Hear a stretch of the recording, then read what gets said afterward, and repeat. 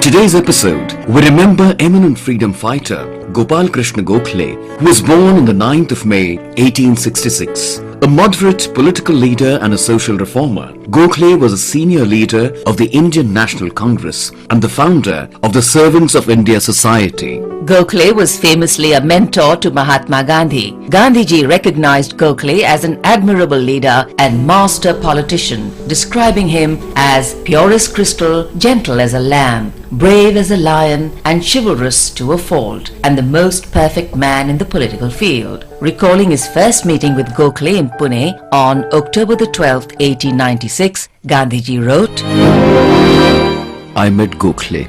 I found him on the Ferguson College grounds.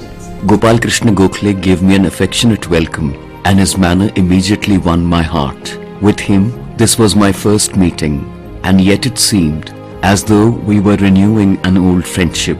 Sir Firoz Shah had seemed to me like the Himalaya, the Lokmanya like the ocean, but Gokhale was as the Ganges. One could have a refreshing bath in the holy river. The Himalaya was unscalable, and one could not easily launch forth on the sea. But the Ganges invited one to its bosom. It was a joy to be on it with a boat and an oar. Gokhale closely examined me, as a schoolmaster would examine a candidate seeking admission to a school.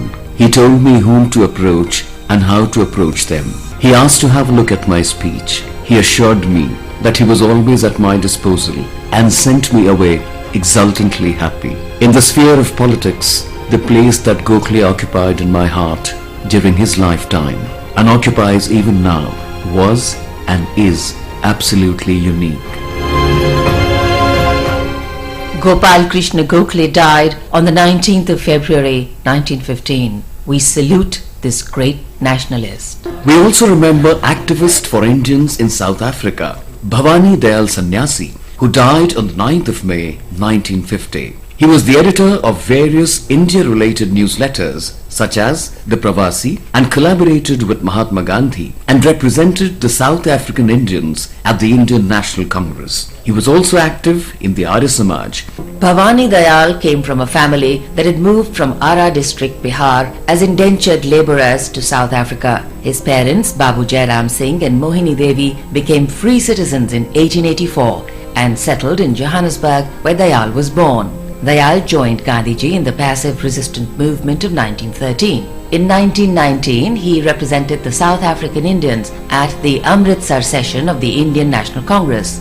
Dayal founded a journal called Hindi and protested a British plan in 1921 to repatriate Indians to British Guyana. Dayal founded a Pravasi Bhavan in his home village at Bahuara, Bihar, with a library and school in 1926-27. In 1930, he took part in the Salt Satyagraha in India, and on March 29th, he was booked for seditious speeches, including those delivered by him in Fiji. In 1932, he went back to South Africa. Bhavani Dayal continued to work for the betterment of people till his death in 1950. We salute the great patriot. We remember independence activists Narayan Murmu, Baju Murmu and Baidyanath Tudu, who were arrested on the 9th of May 1943 for taking part in the Quit India movement. The three were residents of village Dumaria, Santhal Parganas, Jharkhand, and also took part in the Lathi Pahad agitation. They died during their internment. We salute the great martyrs.